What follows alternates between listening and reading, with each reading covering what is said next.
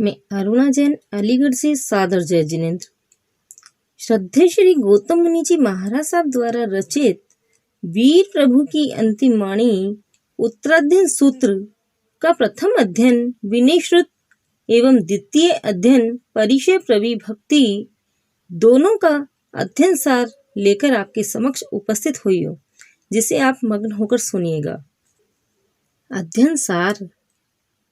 इस प्रथम अध्ययन का नाम विनय श्रुत है, अर्थात विनय से संबंधित श्रुत ज्ञान अथवा विनय संबंधी सूत्र। धर्म का मूल विनय है, इसके बिना मोक्ष की कोई भी साधना फलीभूत नहीं हो सकती। अतः धर्म का यह प्रवेश द्वार है। यही कारण है कि उत्तराध्ययन सूत्र में धर्म की शिक्षा देने के लिए सर्वप्रथम विविध पहलुओं से विनयाचार का उपदेश दिया गया है, क्योंकि माता पिता आदि कुटुंबी जनों तथा घर बार धन संपत्ति आदि बाह्य तथा विषय कषाय आरंभ समारंभ आदि आंतरिक संयोगों को त्याग कर जो भिक्षाजीवी अनगार बना है, उसके लिए साधु धर्म में प्रवेश करते ही विनय का प्रशिक्षण आवश्यक है। वि और नय दो शब्दों से मिलकर विनय शब्द बनता है, जिसका व्युत्पत्ति जन्य अर्थ होता है जो विशेष रूप से सुख शांति और उन्नति की ओर ले जाए अथवा जो दोषों को विशेष रूप से हटाए। वास्तव में विनयाचरण साधक को सुख शांति के आंशिक धाम देवलोक में ले जाता है एवं क्रमशः सुख शांति के शाश्वत परम धाम मोक्ष में पहुंचाता है। यह इस अध्ययन की अंतिम गाथाओं से स्पष्ट है। विनय से ज्ञान, दर्शन, चारित्र तथा क्षमा, मृदुता, ऋजुता, सेवा, देव गुरु धर्म पर श्रद्धा आदि गुणों की पुष्टि, उन्नति तथा अभिवृद्धि होती है।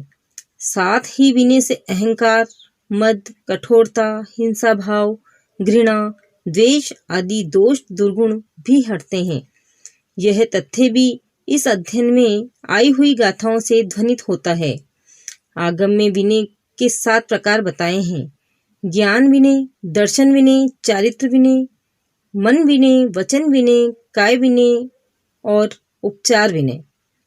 प्रस्तुत अध्ययन की दूसरी तीसरी गाथा में विनीत और अविनीत का लक्षण उपचार विनय के आधार पर किया गया है।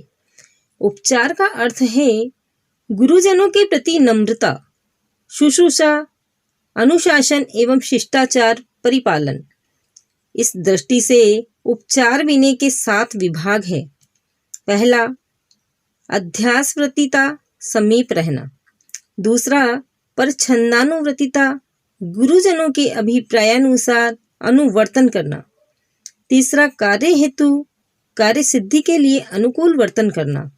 चौथा, कृत प्रतिक्रिया कृत उपकार के प्रति अनुकूल वर्तन करना। 5वां, आर्त गवेषण, अस्वस्थ आर्त की गवेषणा करना।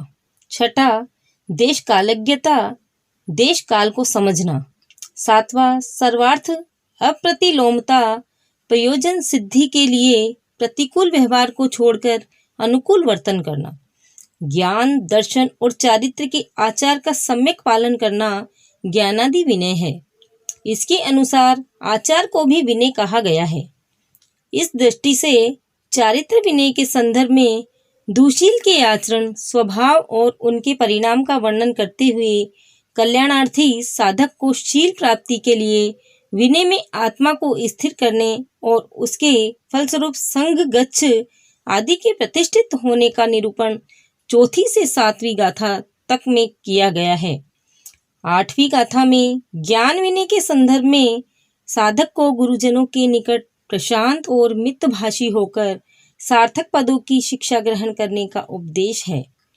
9वीं से 14वीं गाथा तक मन विनय, वचन विनय, ज्ञान विनय तथा उपचार विनय के संदर्भ में 15 सूत्री अनुशासन का उपदेश है। 15वीं 16वीं गाथा में आत्मदमन और परदमन का अंतर एवं परिणाम बताते हुए परछंदानुव्रतिता नामक उपचार विनय का उपदेश दिया गया है। इसके पश्चात 17वीं से 22वीं गाथा तक काय विनय के संदर्भ में अनाशातना विनय की आचार विधि बताई गई है। 23वीं गाथा में ज्ञान विनय के संदर्भ में विनय शिष्य को शास्त्र ज्ञान प्रदान करना आचार्य का कर्तव्य बताया गया है। 24वीं और 25वीं गाथा में वचन विनय का उपदेश है। 26वीं गाथा में चारित्र विनय के संदर्भ में ब्रह्मचर्य गुप्ती के पालन में सावधानी रखने की प्रेरणा दी गई है।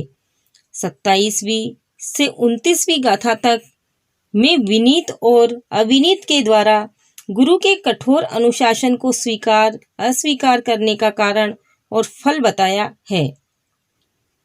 23वीं गाथा में काय विनय के संदर्भ में गुरु समक्ष बैठने की विधि का उपदेश है।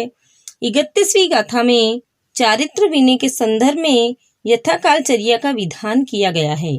इसके पश्चात 32वीं से 36वीं गाथा तक चारित्र विनयांतर्गत ऐष्णा समिति के संदर्भ में भिक्षा ग्रहण और आहार सेवन की विधि बताई गई है।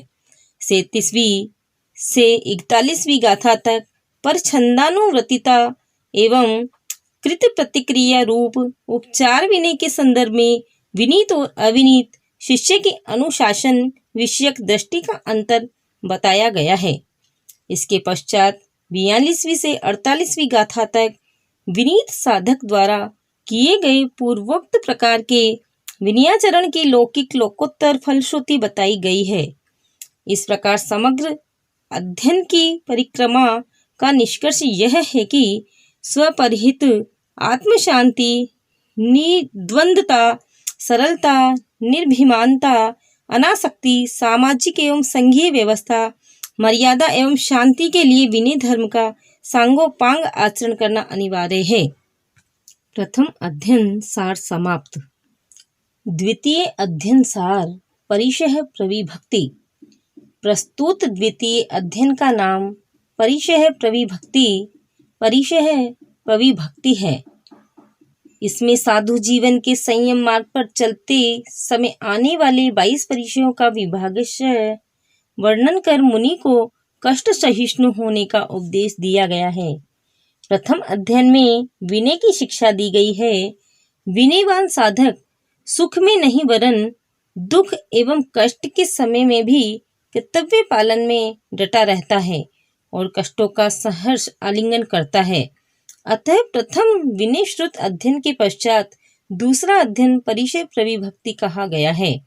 परिचय का अर्थ है धर्म पालन करते समय आने वाले कष्टों को धर्म पथ से विचलित न होकर निर्जरा के लिए धर्म बुद्धि से संभाव पूर्वक सहन करना।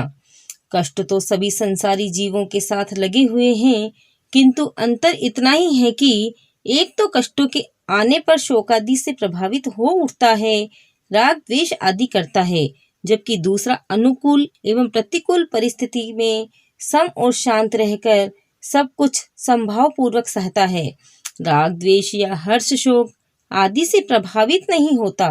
यही कष्ट सहिष्णुता या तितिक्षा परिचय विजय रूप धर्म है। जब तक साधक कष्ट सहिष्णु नहीं होगा तब तक विनय धर्म की सम्यक आराधना नहीं कर सकेगा। परिचय सहन और काय क्लेश तप में अंतर है।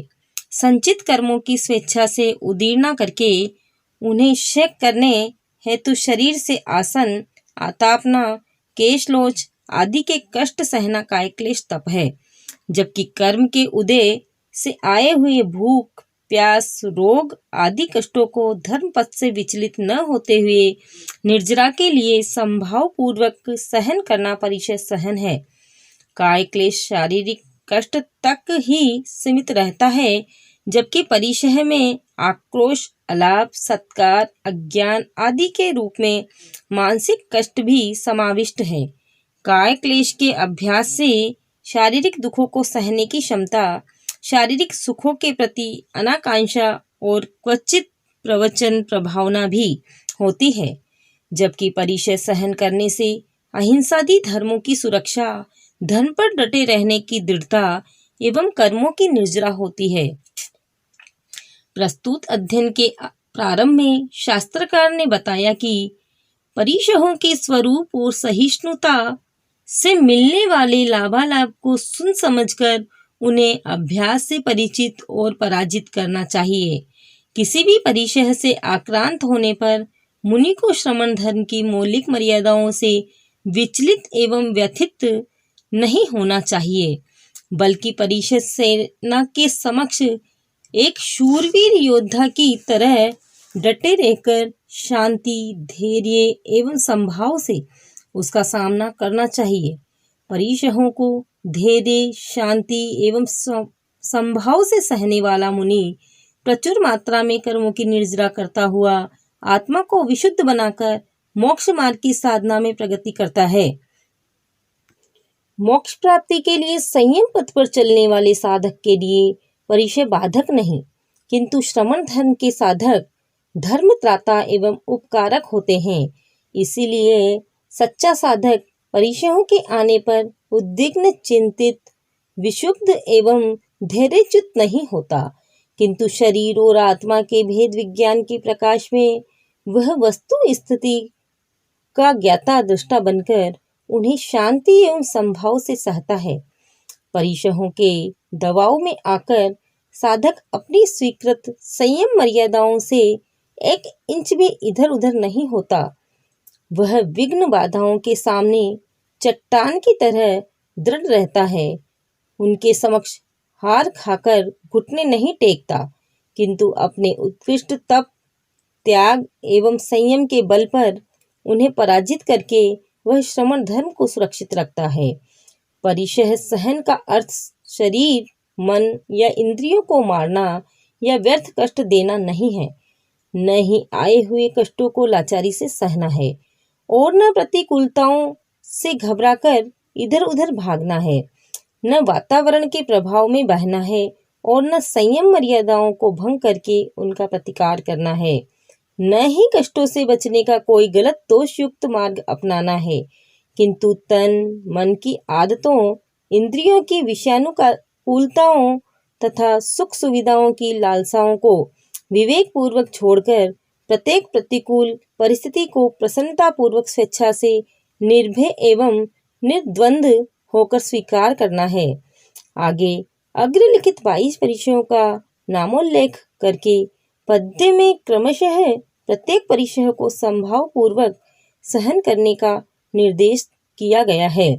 पहला शुद्धा परिचय, दूसरा पिपासा परिचय, तीसरा शीत परिचय, चौथा उष्ण परिचय, पांचवा दंशमशक परिचय, छठा अचेल परिचय, सातवां अरति परिचय, आठवां स्त्री परिचय, नौवां चर्या परिचय, 10वां निषधा परिचय, 11वां सैया परिचय, 12वां आक्रोश परिचय, 13वां वध परिचय, 14वां याचना परिचय, 15वां अलाप परिचय, 16वां रोग परिचय, 17वां तर्ण स्पर्श परिचय, 18वां जल मल्ल परिचय, 19वां सत्कार पुरस्कार परिचय, 20वां प्रज्ञा परिचय, 21वां अज्ञान परिचय और 22वां दर्शन परिचय।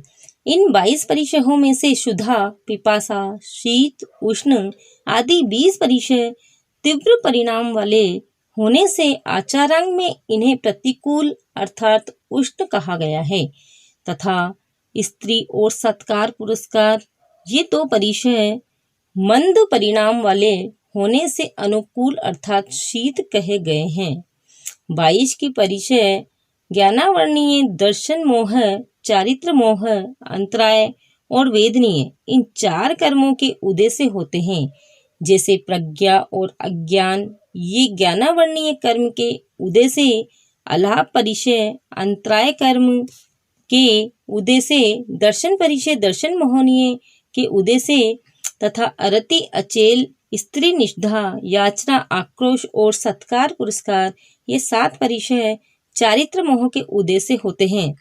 शेष 11 परिचय वेदनीय कर्म के उदय से उत्पन्न होते हैं।